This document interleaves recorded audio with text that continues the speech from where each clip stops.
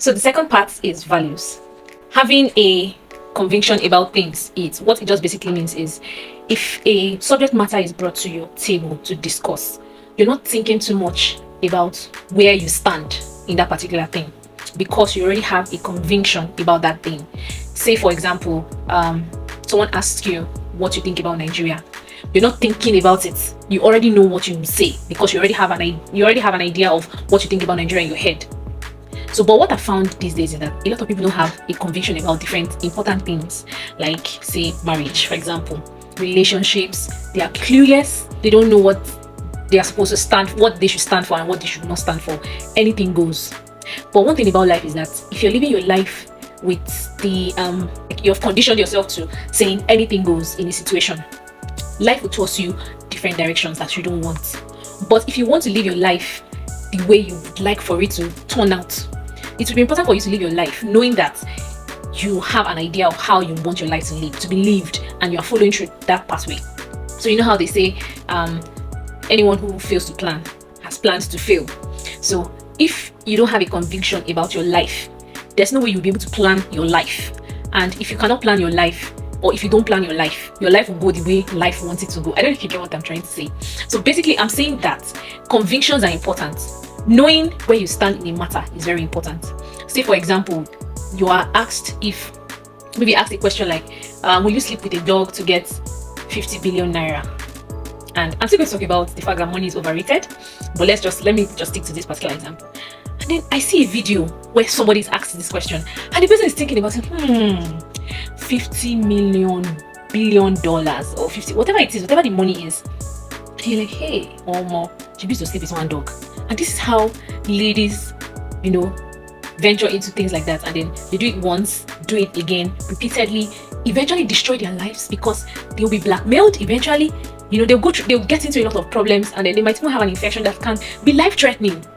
But if she already had a conviction that my vagina is supposed to welcome the penis of a man, and a man only, there's some people that sleep with animals. So do you have it? What is your conviction? Are you saying, oh, my life, I can just sleep with anything that comes my way? If an offer comes now that I should sleep with a gorilla, whatever it is, for a certain amount of money, or for a certain price that seems juicy, then I would go for it. Nothing should seem juicy outside your conviction. That's what I'm trying to say. Your life, you should have your life maybe not figured out entirely. I don't think anybody had their lives figured out entirely, but you should know what, you should be predictable to yourself. You should know what you should already say yes or no to. Having a conviction helps you to not be confused or tossed to and fro when people bring up options to you. You already know where you stand. You already know what you're going to do on a normal day. Yes, it does not mean you have all the decisions, all the answers to your questions. It doesn't mean you have all your decisions there on the table, but you already know things that are non-negotiables. I'll still come back to non-negotiables, but let me just quickly talk about putting a value to yourself. So we're talking about value, right? Value systems. And I don't know if this is where I'm going to talk about money. Maybe I should talk about money here, but I don't want to digress because I'm talking about values. So putting a value to yourself, I'll just give an example. What is value? What does value mean? Value is something that you can exchange for another thing that is important to you.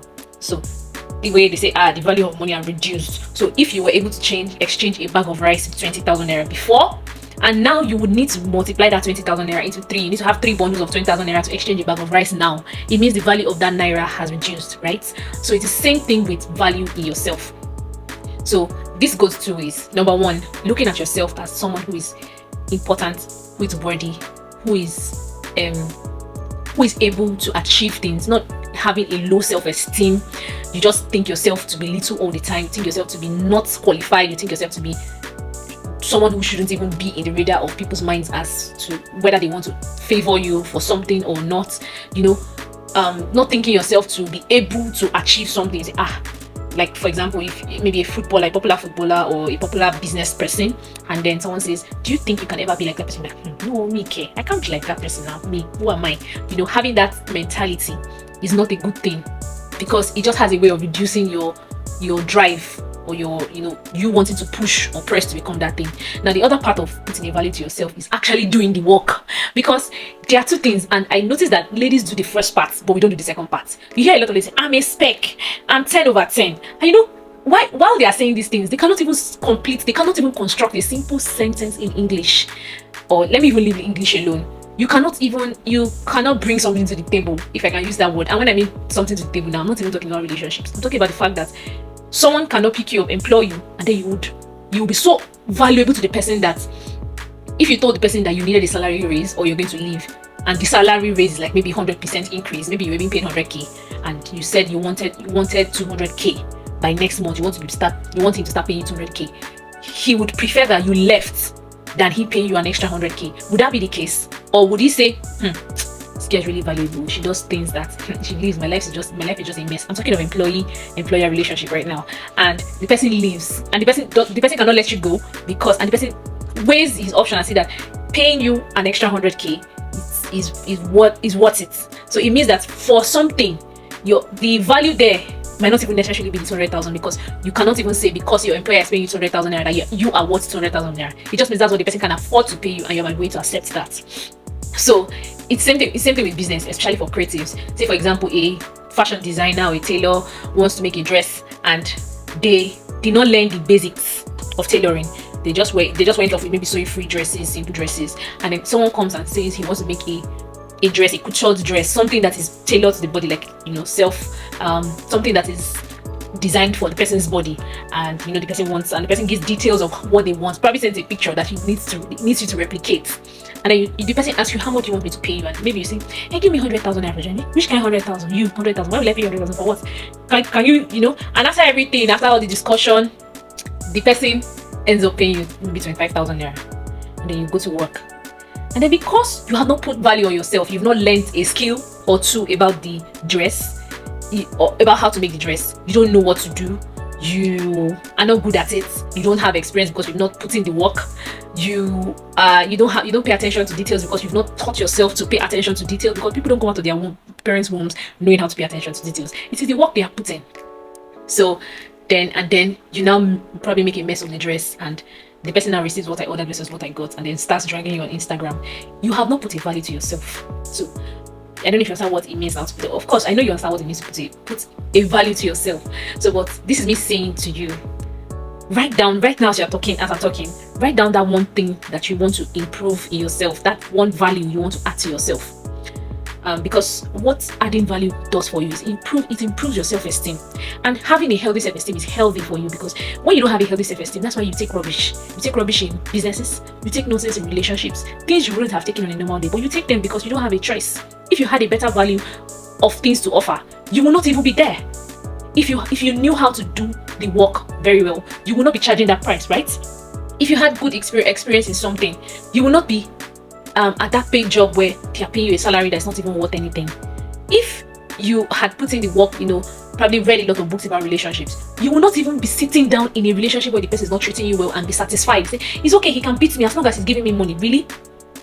It just means your self-esteem is low. It just means you don't have value for yourself. You don't mind if you die because you're living with a man who is not supposed to even have a chance to talk to you.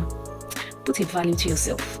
So one way putting a value to yourself is you making sure you tell yourself, say all the good things to yourself, tell yourself how you're important. Also, put in the work so that you're not just lying to yourself. You're actually as important as you have said you are. The third thing on values is putting a limit, a boundary, a restraint, a non-negotiable to yourself. Now, how do I mean? You've already put a value to yourself, right? And you already have big conviction about things. Now, it's important to also learn to put limits and boundaries to yourself, for yourself. So one of the importance of putting boundaries for yourself is one, keep protecting yourself from danger. For example, I will not leave the house to go to such and such place at such and such time. Number one, it also protects you from being disrespected. Boundaries protects you from being disrespected. Say for example, someone walks into your DM, a random stranger, and says, hello, how's your night? And then you respond with, oh, my night was fine, how are you doing? And then you guys just go on into a conversation like that. The person, number one, has found access with you without paying anything. When I mean paying, I don't mean money, but without the person, no courtesy, no respect.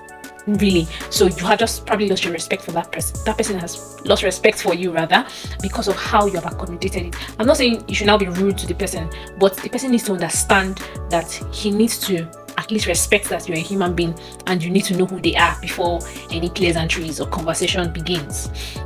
Another way you can, another importance of putting a boundary, a limit to yourself, is you are able to sieve out people who do not worth your time in your life. You see, for example, someone calls you names and you don't like being called names. That is your boundary. So if someone now says, even if I call you names, so what?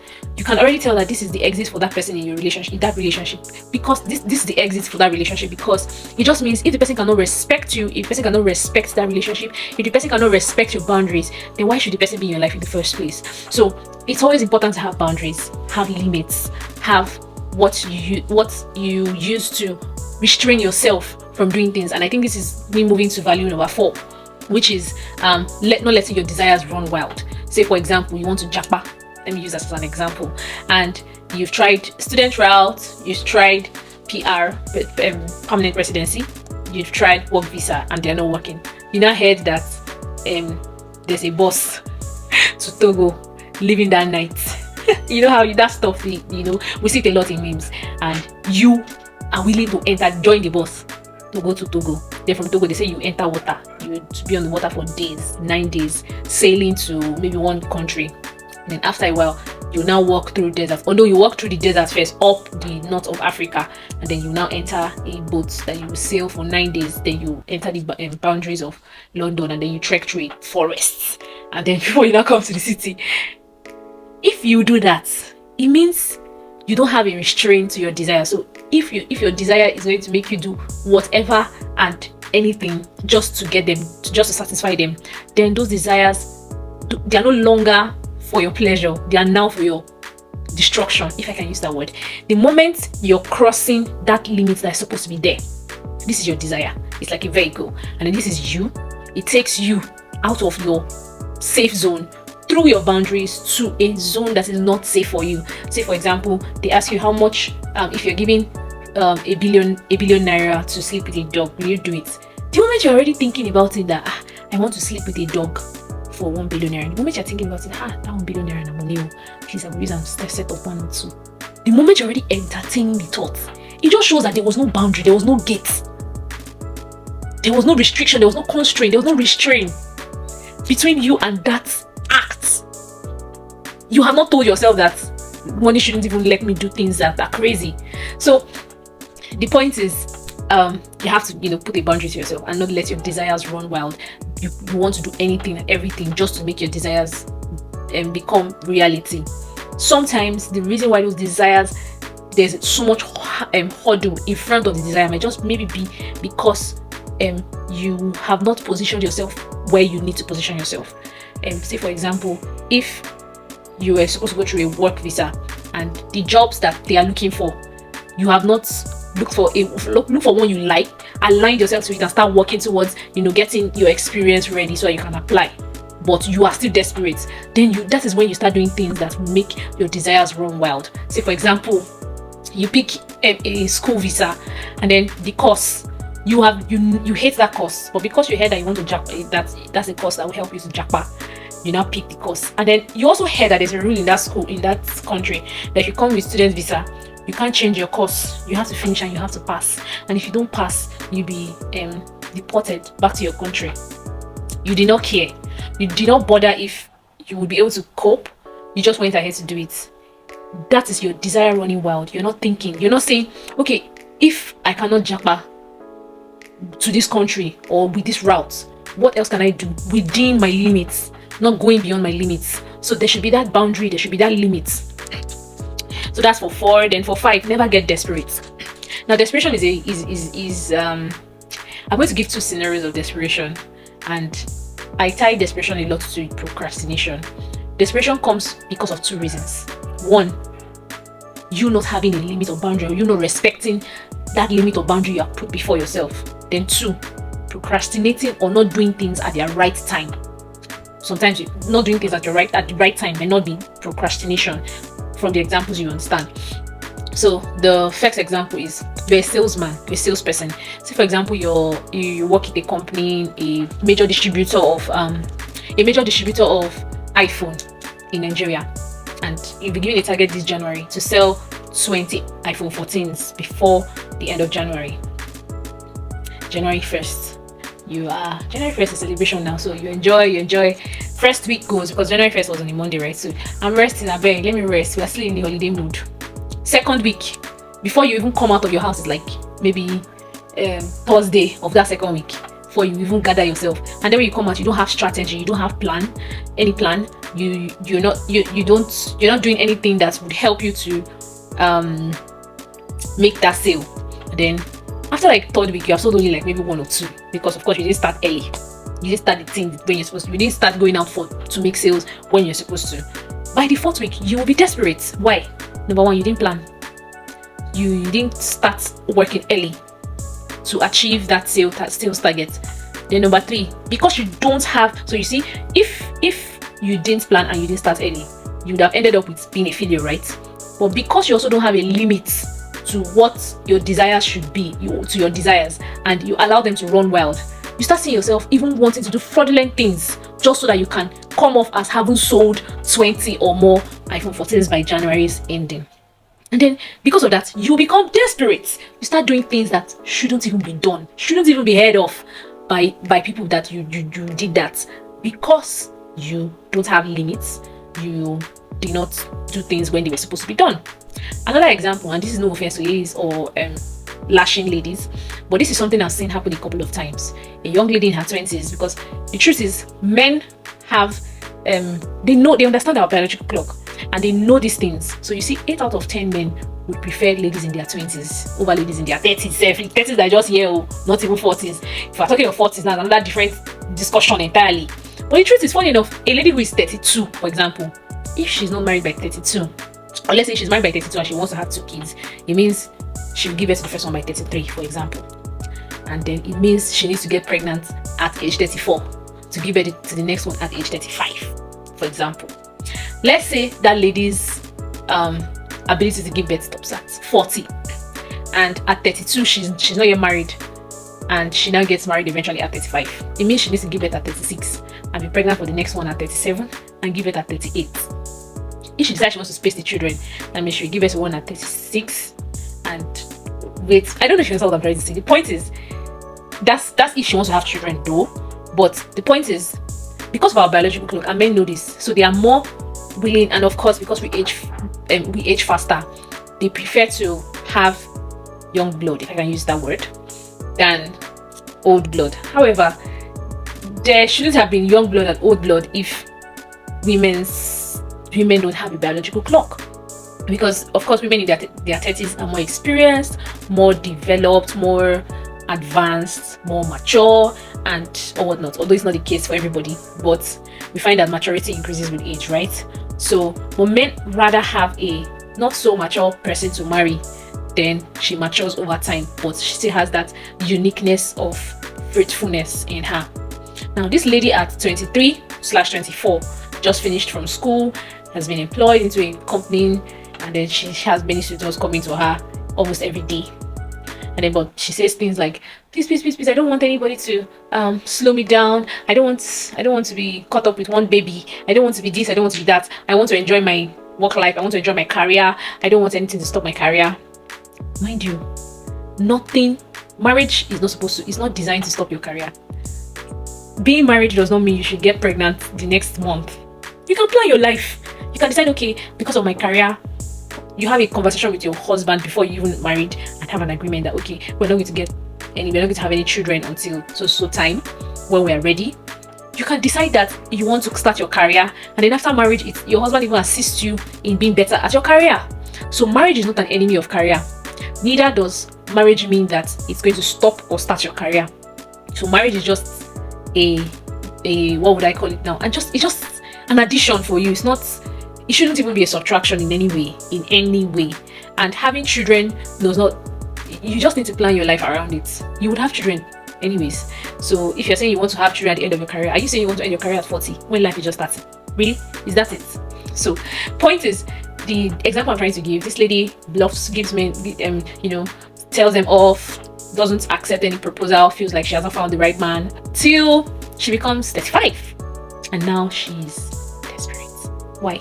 Because in her case, in her story, in her defense, she says she didn't find any man that she really liked, or she wasn't ready for marriage and all of that. But now she's ready for marriage. Men are going back to looking for younger ladies. Most of the men who are even after her are married. So now she's praying, hoping, cooking, getting dates. Before it was people calling her to, get her on a date. But now she's the one suggesting dates to guys. Please, what does that suggest to you? She is desperate. I will say it the way it is. She is desperate. So desperation is one thing that I believe that we can avoid if we don't procrastinate. We plan our lives well, and we have a limit to what we do. We don't just do things as we like. And another thing about desperation is people see that you're desperate even when you don't know. You might not even know that you're desperate, but people see that you're desperate and they take advantage of it. They can begin to put you in positions to take advantage of you because they know you're desperate. You can see the example that I gave. The lady might now begin to get into relationships that people would dump her later for, play her, because they know and they can see that she's a desperate person who wants to get married. So it's important that try not to be desperate in whatever you're doing. Plan ahead, get a conviction, put a value to yourself, have a limit boundary to whatever you're doing. Make sure that your desires don't go wild and you're doing things at the right time. And I promise you, desperation will be far from you. Yep, so that's all for this session. We move to self-development.